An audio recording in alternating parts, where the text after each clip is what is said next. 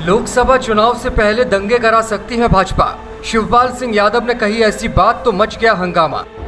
चाचा शिवपाल की खरी बात सुनकर सन्न रह गए भाजपाई। शिवपाल ने न केवल प्लानिंग का खुलासा किया बल्कि पुराने सबूत भी पेश कर दिए। भाजपा के षड्यंत्र पर शिवपाल ने और क्या क्या कहा, जानकर आप भी चाचा की हिम्मत पर बजाएंगे ताली। समाजवादी पार्टी के नेता शिवपाल सिंह यादव जब बोलते हैं तो फिर किसी लाग लपेट की जरूरत नहीं पड़ती।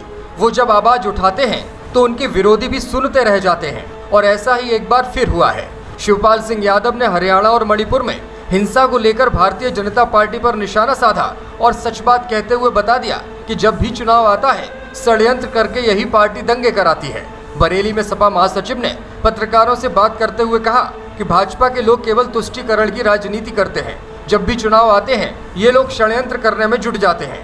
हरियाणा और मणिपुर में हुई हालिया हिंसा के संबंध में पूछे जाने पर उन्होंने कहा कि भारतीय जनता पार्टी से क्या उम्मीद कर सकते हैं। ये लोग चाल चरित्र और चेहरे की बातें सिर्फ दिखावे के लिए करते हैं।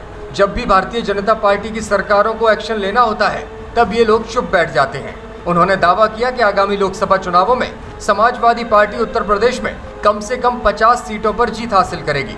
सपा ने बसपा के साथ गठबंधन कर 2019 का लोकसभा चुनाव लड़ा था। उस दौरान सपा ने केवल 5 सीटों पर जीत दर्ज की थी, जबकि बसपा ने 10 सीटों पर जीत हासिल कर ली थी। शिवपाल सिंह यादव ने कहा कि गठबंधन का हर वक्त हर तरीका अलग अलग होता है। इस बार जरूरी नहीं है कि बसपा अलग लड़े तो उसका नुकसान सपा को ही हो।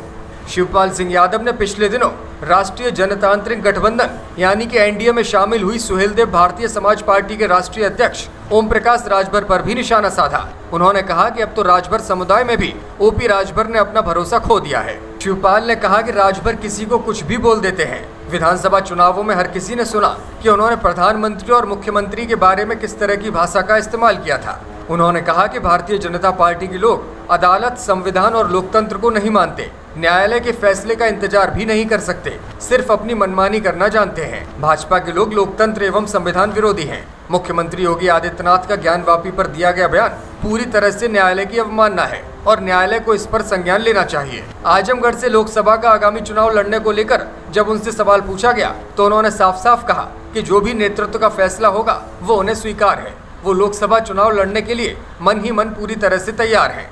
माफिया से नेता बने मुख्तार अंसारी के बेटे सुभाषपा के विधायक अब्बास अंसारी के सपा में शामिल होने को लेकर सवाल पर उन्होंने कहा कि अंसारी अभी तक ओपी राजभर के साथ थे, अब वो जेल से निकलेंगे तो उनसे बातचीत होगी।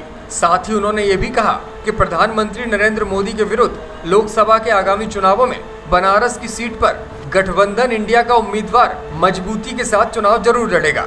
राम मंदिर में दर्शन करने के सवाल पर भी उन्होंने कहा कि पहले मंदिर का निर्माण पूरा हो जाने दीजिए, मैं वहां जरूर दर्शन करने के लिए जाऊंगा।